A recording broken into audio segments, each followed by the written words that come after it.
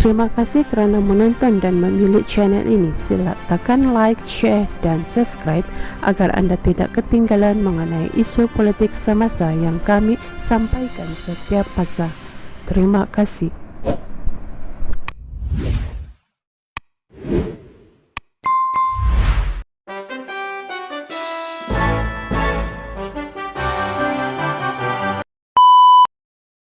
Malaysia akan memanfaatkan peluang untuk meningkatkan hubungan dua hala dan perniagaan dengan Jerman selaku rakan dagang terbesarnya dalam kalangan negara anggota Kesatuan Eropah (EU) apabila Perdana Menteri Datuk Seri Anwar Ibrahim mengadakan lawatan rasmi dari 10 hingga 15 Mac ini ke negara itu. Duta Besar Malaysia ke Jerman Datin Paduka dari Adina Kamarudin berkata Anwar dijadual mengadakan pertemuan dua hala dengan rakan sejawat beliau di Jerman, Chancellor Olaf Scholz, selain mengadakan kunjungan hormat ke atas Presiden Jerman Frank-Walter Steinmeier. Anwar dijangka membincangkan pelbagai isu dua hala dan global semasa pertemuannya dengan dua pemimpin Jerman itu, katanya pada sidang akhbar bersama media Malaysia yang membuat liputan lawatan Perdana Menteri di Berlin. Steinmeier mengadakan lawatan negara ke Malaysia pada 16 hingga 19 Februari tahun lepas, dan turut melawat dua pelabur terbesar Jerman di Malaysia, pengeluar semikonduktor Infineon dan pakar teknologi perubatan B.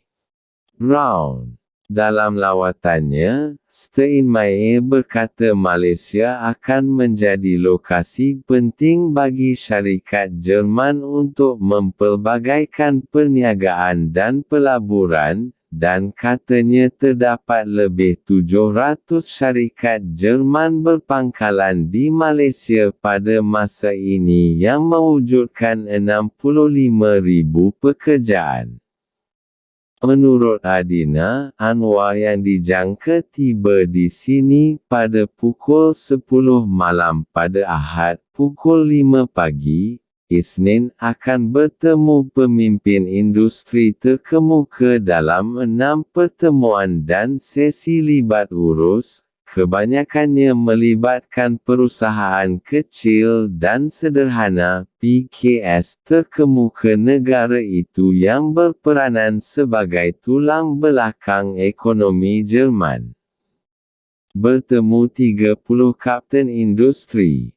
Pada Isnin, Anwar dijadual memulakan lawatannya dengan melawat kilang Siemens Energy di Hartenstrabe, kata Adina sambil memaklumkan syarikat itu yang telah membuat pelaburan besar di Malaysia pada masa ini sedang memberi tumpuan kepada tenaga boleh diperbaharui.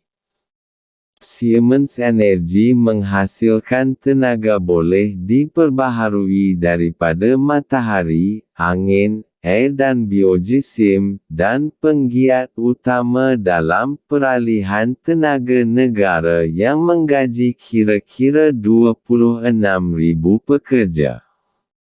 Pada Selasa, Anwar dijadual mengadakan pertemuan dengan kira-kira 30 kapten industri dan pelabur berpotensi dari Eropah dalam perbincangan meja bulat mengenai perniagaan. Syarikat Jerman sentiasa memberikan tumpuan kepada Malaysia berikutan pelbagai insentif yang ditawarkan, terutama insentif cukai yang disesuaikan dan peranan sokongan yang dilaksanakan oleh agensi kita seperti Lembaga Pembangunan Pelaburan Malaysia (MIDA). Mereka amat selesa dengan pusat sehenti kita, kemudahan menjalankan perniagaan dengan agensi seperti MIDA, Jabatan Imigresen menawarkan sokongan yang diperlukan, serta populasi yang menggunakan bahasa Inggeris, katanya. Adina berkata isu seperti ekspor minyak sawit Malaysia ke Eropah dan perubahan iklim dijangka dibincangkan semasa pertemuan Anwar dengan Timbalan Chancellor dan Menteri Hal Ehwal Ekonomi dan Tindakan Iklim Robert Habeck sebelum Perdana Menteri dijadual menyampaikan ucap tama pada acara SME Future Day pada Rabu. Sebanyak 3,2 juta PKS di Jerman atau dikenali sebagai Mittelstand, menggaji 56% daripada lebih 38,4 juta pekerja pada 2021. Anwar juga dijadual mengadakan pertemuan dengan diaspora Malaysia sebelum menunaikan solat dan solat sunat tarawih di Masjid Syedlik di Berlin.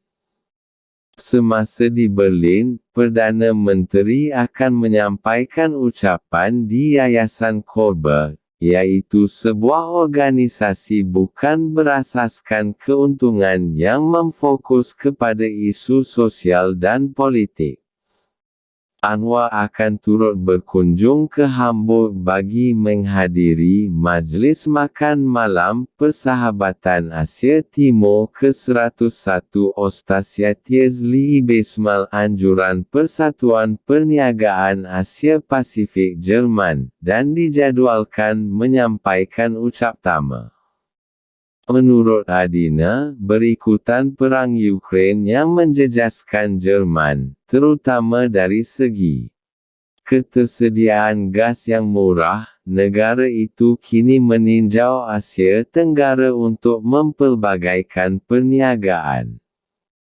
Semasa lawatan itu, Perdana Menteri akan disertai oleh Menteri Luar Datuk Seri Mohamad Hassan, Menteri Pelaburan, Perdagangan dan Industri Tengku Datuk Seri Zafrul Tengku Abdul Aziz dan Menteri Pembangunan Usahawan dan Koperasi Datuk Yun Benedik. Jerman adalah rakan perdagangan terbesar Malaysia dalam kalangan negara anggota EU sejak tahun 2000, manakala Malaysia merupakan rakan perdagangan terbesar Jerman dalam kalangan negara anggota ASEAN. Pada 2023, nilai dagangan Malaysia dengan Jerman meningkat sebanyak 5,9% kepada RM63.45 bilion, $13.90 bilion, berbanding RM59.87 bilion, $13.62 bilion pada 2022.